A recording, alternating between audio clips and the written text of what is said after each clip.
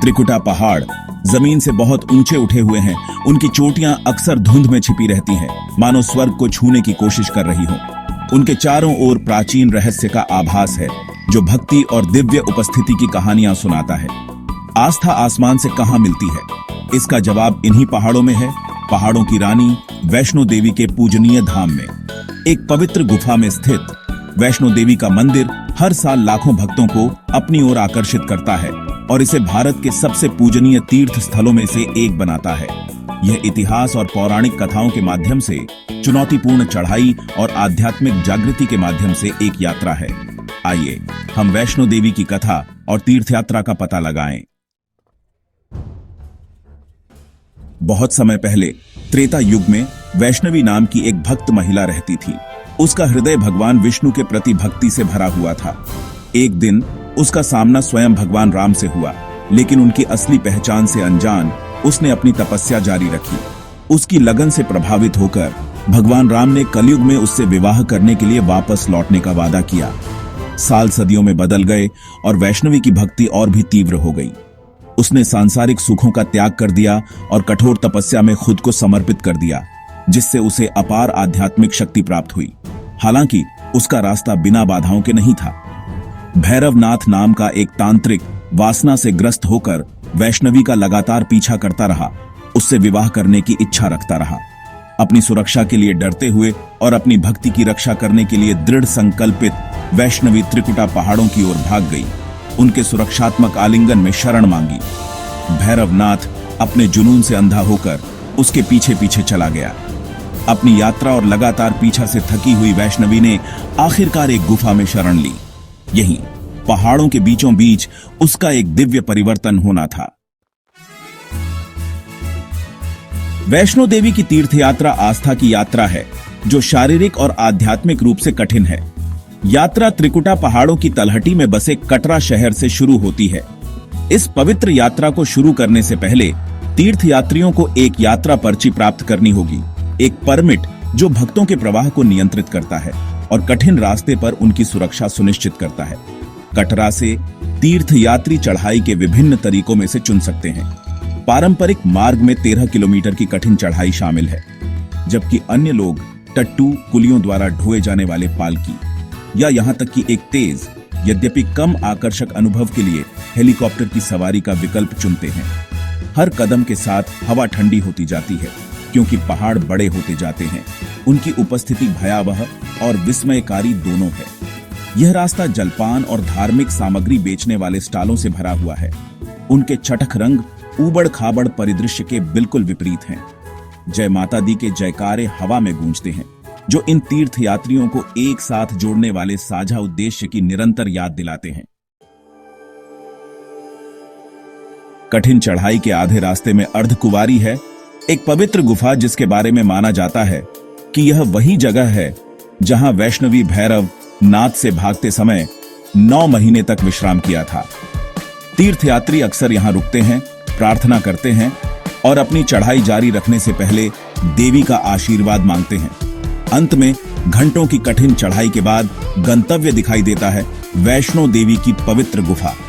अलंकृत मूर्तियों वाले पारंपरिक मंदिरों के विपरीत वैष्णो देवी के गर्भगृह में 3 प्राकृतिक शिलाएं हैं, जिन्हें पिंडियाओं कहा जाता है, जो दिव्य स्त्री त्रिमूर्ति का प्रतिनिधित्व करती हैं, महाकाली, महालक्ष्मी और महासरस्वती। गुफा के अंदर का वातावरण भक्ति से ओतप्रोत है।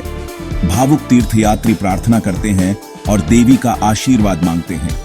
हवा में धूप की खुशबू है और घंटियों और मंत्रोच्चार की आवाज एक अलौकिक वातावरण बनाती है। ऐसा माना जाता है कि वैष्णो देवी अपनी असीम करुणा से अपने उन भक्तों की मनोकामनाएं पूरी करती हैं जो उनके पास शुद्ध हृदय से आते हैं। भाग 5, भैरवनाथ का उद्धार, वृत्त को पूरा करना। भैरवनाथ के भाग्य का उल्लेख किए बिना वैष्णो देवी की कहानी पूरी नहीं होती। गुफा में पहुंचने पर भैरवनाथ ने अपनी इच्छा से ग्रस्त होकर वैष्णवी का हाथ पकड़ने की कोशिश की। अपनी दिव्य शक्ति का प्रदर्शन करते हुए वैष्णवी ने देवी के एक उग्र रूप चंडी का रूप धारण किया और भैरवनाथ का सिर काट दिया। हालांकि मृत्यु में भी भैरवनाथ को मोक्ष का अवसर दिया गया था। जैसे ही उसका कटा हुआ सिर कुछ किलोमीटर दूर गिरा, उसे अपने तरीकों की गलती का एहसास हुआ और उसने क्षमा मांगी। वैष्णो देवी ने अपनी असीम दया में उसे मोक्ष प्रदान किया और घोषित किया कि उनके मंदिर की तीर्थयात्रा उनके निवास से ऊपर स्थित भैरव मंदिर में आशीर्वाद लेने के बाद ही पूरी मानी जाएगी। एक नकारात्मक शक्ति की तरह लगने वाली चीज की क्षमा और एकीकरण का यह कार्य दिव्यता की सर्वव्यापी प्रकृति की एक शक्तिशाली याद दिलाता है। यह इस विश्वास पर प्रकाश डालता है कि सच्ची मुक्ति हमारे सबसे अंधेरे आवेगों को भी स्वीकार करने और उनसे आगे बढ़ने से आती है। वैष्णो देवी स्त्री दिव्यता का अवतार। वैष्णो देवी हिंदू देवताओं में एक अद्वितीय स्थान रखती है। उन्हें शक्ति पीठ के रूप में पूजा जाता है, एक ऐसा स्थान जहां दिव्य स्त्री शक्ति विशेष रूप से शक्तिशाली होती है। किंवदंती है कि जब भगवान शिव की पत्नी सती ने खुद को आग लगा ली थी तो उनके शरीर के टुकड़े टुकड़े हो गए थे और उसके कुछ हिस्से भारतीय उपमहाद्वीप के विभिन्न स्थानों पर गिर गए थे। इन स्थानों को शक्तिपीठ के रूप में पूजा जाता है। प्रत्येक देवी की शक्ति के एक अलग पहलू का प्रतिनिधित्व करता है। माना जाता है कि वैष्णो देवी वह स्थान है जहां सती का हाथ गिरा था, जो उनकी ताकत और पालन पोषण और विनाश दोनों की क्षमता का प्रतीक है। वैष्णो देवी की पूजा हिंदू धर्म में स्त्री दिव्य के प्रति गहरी श्रद्धा का प्रमाण है। वह पालनहार मां, उग्र रक्षक और ज्ञान और शक्ति प्रदान करने वाली का प्रतिनिधित्व करती है।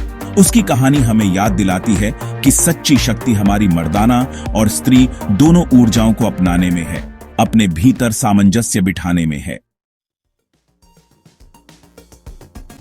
मंदिर के संरक्षक। एक निर्बाध तीर्थ यात्रा सुनिश्चित करना। सालाना लाखों तीर्थयात्रियों की आमद का प्रबंधन कोई छोटी उपलब्धि नहीं है। मंदिर की पवित्रता बनाए रखने और एक सुचारू और सुरक्षित तीर्थयात्रा अनुभव सुनिश्चित करने की जिम्मेदारी श्री माता वैष्णो देवी श्राइन बोर्ड पर है। यह समर्पित निकाय तीर्थयात्रा के सभी पहलुओं की देखरेख करता है, भक्तों के प्रवाह को विनियमित करने से लेकर मार्ग में आवश्यक सुविधाएं प्रदान करने तक। आवास विकल्प बुनियादी छात्रावासों से लेकर गेस्ट हाउस और होटलों तक हैं, जो विविध बजटों को पूरा करते हैं। लंगर या सामुदायिक रसोई सभी तीर्थयात्रियों को मुफ्त भोजन प्रदान करते हैं। यह सुनिश्चित करते हैं कि इस कठिन यात्रा में कोई भी भूखा न रहे। श्राइन बोर्ड ने सतत पर्यटन और पर्यावरण संरक्षण को बढ़ावा देने के लिए कई उपाय भी लागू किए हैं। पूरे मार्ग पर प्लास्टिक सख्त वर्जित है और पहाड़ों की प्राचीन सुंदरता को बनाए रखने के लिए अपशिष्ट प्रबंधन प्रणाली मौजूद है। किसी भी अप्रत्याशित परिस्थितियों से निपटने के लिए आपातकालीन सेवाओं के साथ रास्ते में चिकित्सा सुविधाएं आसानी से उपलब्ध हैं। तीर्थयात्रियों की सुरक्षा और भलाई सर्वोपरि है। आस्था की आवाजें, दिव्य यात्रा के साक्ष्य।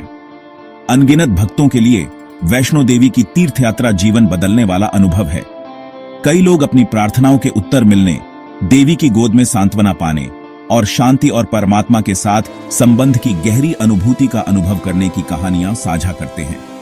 एक भक्त बताती है कि कैसे उसने एक ऐसी समस्या का समाधान ढूंढने के लिए तीर्थयात्रा शुरू की जो दूर करने में असंभव लग रही थी। कठिन चढ़ाई, साथी भक्तों के मंत्र और देवी के दर्शन ने उसे आशा और स्पष्टता की भावना से भर दिया। अपनी वापसी पर उसने अपनी चुनौतियों का सफलतापूर्वक सामना करने की ताकत और ज्ञान पाया। एक अन्य भक्त, एक युवक जो बीमारी से जूझ रहा था, ने अत्यंत विश्वास के साथ तीर्थ यात्रा की। शारीरिक परिश्रम चुनौतीपूर्ण था, लेकिन उसने साथी तीर्थयात्रियों की सामूहिक ऊर्जा और इस विश्वास से ताकत ली कि देवी उसे ठीक कर देगी। जबकि उसकी बीमारी बनी रही, उसने अपने स्वास्थ्य में एक महत्वपूर्ण सुधार और आशा की एक नई भावना का अनुभव किया, जिसका श्रेय उसने वैष्णो देवी के आशीर्वाद को दिया। पहाड़ों की पुकार। अपनी आध्यात्मिक खोज शुरू करें। वैष्णो देवी की कथा केवल एक पौराणिक कथा नहीं है, यह आस्था, भक्ति और मानव आत्मा की स्थायी शक्ति का प्रमाण है। अपनी चुनौतीपूर्ण चढ़ाई और गहन आध्यात्मिक जागृति के क्षणों के साथ तीर्थयात्रा किसी के अपने अस्तित्व की गहराई में एक यात्रा है। यह एक अनुस्मारक है कि परमात्मा हमारे भीतर निवास करता है और कभी-कभी सबसे कठिन यात्राएं सबसे खूबसूरत स्थलों तक ले जाती हैं। शायद अब समय आ गया है कि आप पहाड़ों की पुकार पर ध्यान दें। पहाड़ों की रानी वैष्णो देवी के धाम तक अपनी आध्यात्मिक खोज शुरू करें। कौन जानता है कि इस पवित्र यात्रा में कौन से परिवर्तन आपका इंतजार कर रहे हैं।